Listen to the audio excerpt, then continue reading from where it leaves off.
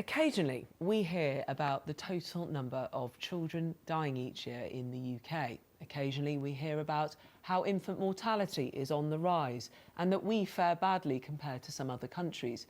But then, we tend to move on pretty quickly. But tonight, in the start of a Newsnight series called Young Lives Lost, we try to unpick why so many of our children are dying. We begin by looking at how smoking impacts some of the youngest children and investigate whether, as a society, we're doing enough to bring those numbers down. Here's our health correspondent, Deb Cohen.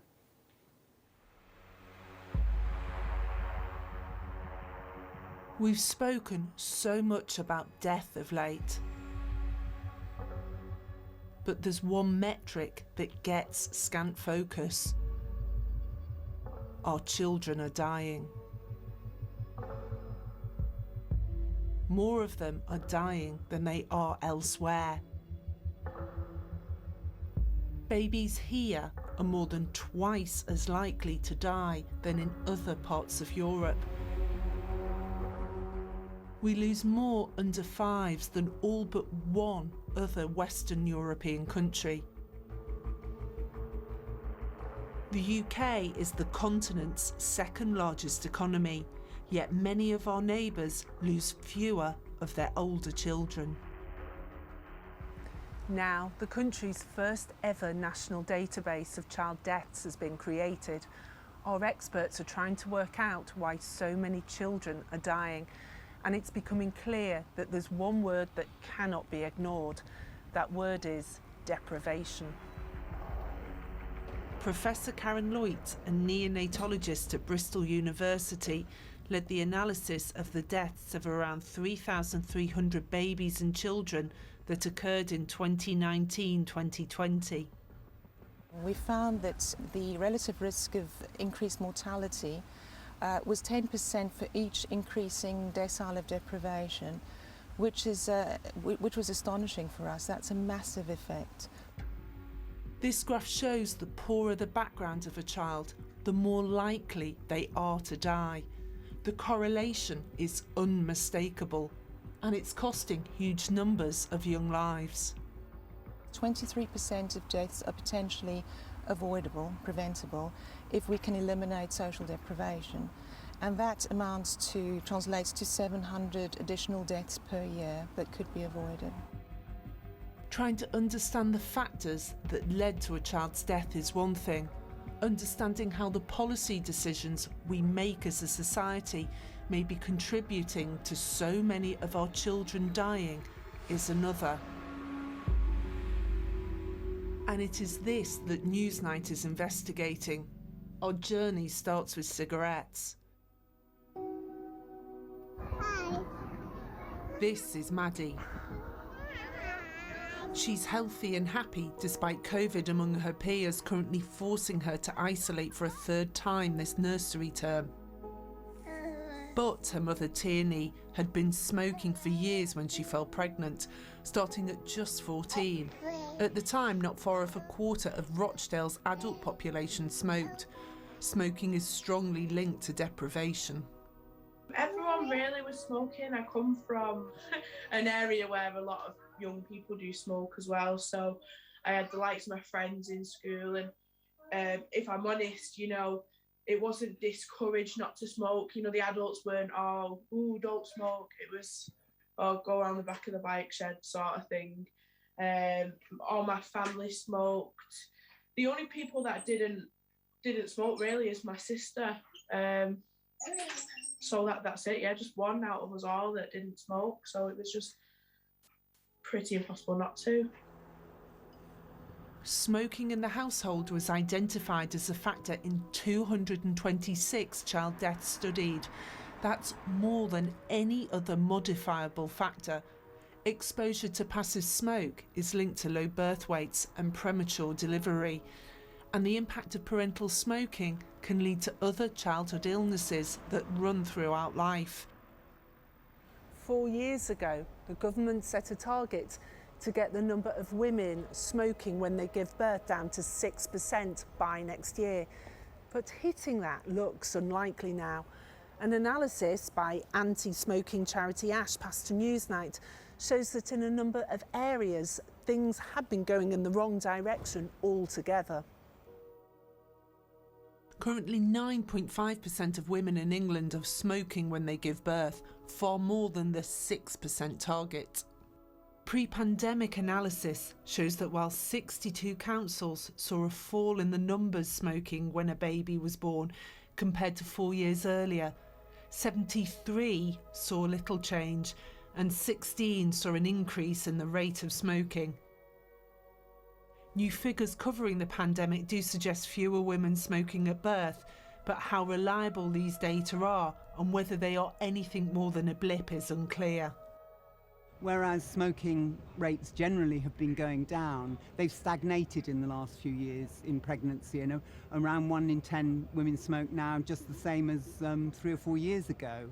And the government's target was to reduce it to 6% or less by 2022, and we're nowhere near achieving that. So what's going on? Newsnight visited Sheffield to investigate. With significant deprivation here, the number of mothers smoking when they give birth is nearly double the 6% target. But progress is being made. It's midwife Nicola Pearson's job to visit pregnant women who are smokers. She'll give everything to help them give up. No pregnant woman wakes up in the morning and says, I want to smoke today. A woman doesn't wake up in the morning thinking, it's twice as likely my baby will die of a stillbirth if I carry on smoking today, and I'm going to do it anyway. This machine can be a big help. When we pop it on and a woman blows into it, her reading will show on here. It monitors carbon monoxide levels in a woman's body. In areas like this, we know that around 32 to 42% of the population are smoking, and that's huge. So if we can support, some of those women to help them stop smoking, the knock-on effects are massive. But support is about so much more than mere encouragement. It can require a whole host of services to be functioning. If you use an example of a pregnant woman, so she lives maybe here in Gleadless Valley, she's got housing issues, so we might consider a team around the family. Let's bring in her housing officer, let's think about how she can access tobacco, thinking about cheap and illicit tobacco availability. So let's make sure trading standards are out there kind of squashing down on that availability. Let's think about what peer support she's got and what support is around her. We're making sure that she's got the mental health support through services, through access to psychological services. We need to look at it from all these different angles. Sheffield has not cut its funding of smoking cessation services. The council is trying to put in measures to prevent young people from taking up smoking in the first place, but pressure on public health budgets means tough choices. Smoking is responsible for about 20% of deaths and about 15% of illness. We are probably not unique in Sheffield, but we spend 0.09% of the health budget on that thing that causes 20% of deaths and 15% of illness. We all want more public health interventions until it comes to the point of paying for it. To put more public health money into this means defunding something else, health visiting, drug and alcohol treatment, for instance, which are equally unpalatable choices. So why are some local authorities faring better than others?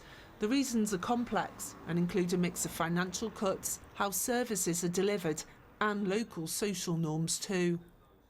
The problem is that all local authorities have had their public health budgets cut, and that's affected the amount of money they can spend on smoking cessation and other public health issues. But it's how they use that money as much as anything else. And it's not just about saying to a pregnant woman, oh, if you smoke, you should think about quitting. Public health experts have told Newsnight that people in poorer areas often have a deeper addiction and are more likely to be surrounded by others who smoke. This can mean a slower quit rate in those areas. And the brutal truth is, the worst does sometimes happen. What would be really awful is for a woman to turn around and say, well, You never told me that could happen to my baby. I never had the chance to stop smoking. And that is, you know, that's awful. So the fact that we're so honest and upfront with women about these risks is so important. What's clear is that reducing the number of babies with a smoker in the home is about much more than urging personal responsibility. It's about how easy we as a society make it to give up, or even better, never to start at all. As things are, smoking is killing our children and playing its part in our high child mortality rates. Deb Cohen with that report. In a statement, the Health Minister Jo Churchill told us it's absolutely critical we do everything we can to protect babies from the harms of smoking. And while smoking rates continue to decline, rates in pregnancy are worryingly high. We will publish a new tobacco control plan later this year, which will include further targeted proposals to reduce smoking rates in pregnancy as they vary significantly across the country. I'm now joined by Professor Sir Michael Marmot, author of the seminal Government Commissioned report in 2010 into health inequalities. He followed up his research 10 years on just before the pandemic struck. Welcome. I wanted to start by asking, what should our child death rate in this country be? Well, the best in Europe is Finland, which has a rate of 1.9 per 1,000 live births, and ours is 3.9. That gives you a scale. Ours is more than twice as high. Now, put it in perspective, 3.9 is very low in historical context, but still, why shouldn't we have the same as the best of in Europe? And we don't. And your reading of that in terms of what infant mortality tells us about how society is working and what we value, what do you make of that? I think that infant mortality is telling us something more general about how we value the early years. So it is now at a very low level.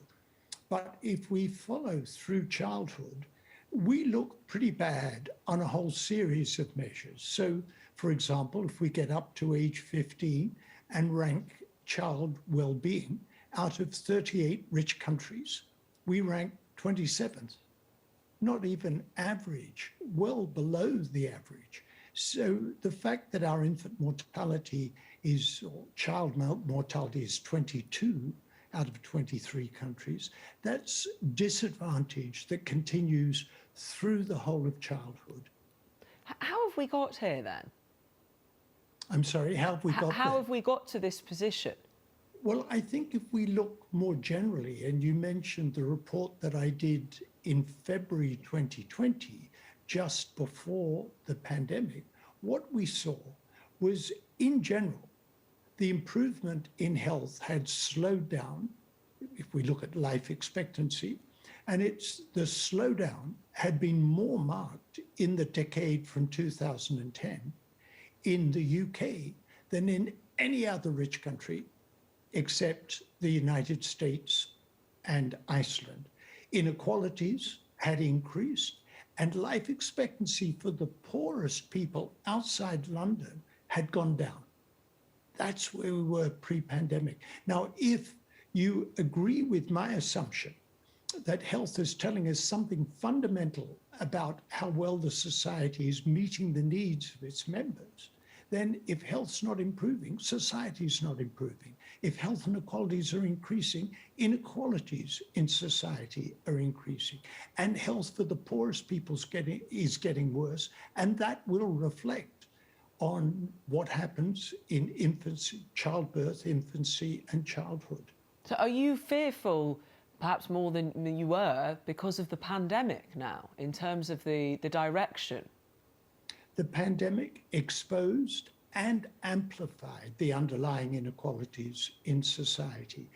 In the report we did last week, Build Back Fairer in Greater Manchester, we said, and forgive this cliche, I said the fall in life expectancy was jaw-dropping. For women, in Greater Manchester, in the year 2020, life expectancy fell by 1.2 years, and for men, 1.6 years. And that is jaw-dropping. That's enormous. 1 year may not sound like a lot, but that's enormous for 1 year. It fell in the country as a whole, but greater in more deprived regions of the country. And now, yet, that's terrible. Yes, well, I was just about to say, and yet the narrative from this government is often about levelling up. Do you have faith in this government to do that, to right those wrongs as you describe? The way I would put it is, if they are serious, and that's a big conditional, if they are serious about levelling up, the reports that we've done on Build Back Fairer for the country, and more recently for Greater Manchester, give them a blueprint of what they need to do. There's a great deal that can be done locally, but it does need government funding. And what we saw over the decade leading up to the pandemic is sharply regressive cuts to funding of local government. The most deprived 20% of areas had a 32% cut in spending per person in the decade from 2010. Now, how can you provide services to people in need facing those sorts of cuts? And the government said austerity is over. Great. But that doesn't mean just no more cuts. It means restore the cuts that you've made. So I would say it's not whether I have faith in them. It's if you're serious, this is what you have to do. It's Michael Marmot, thank you.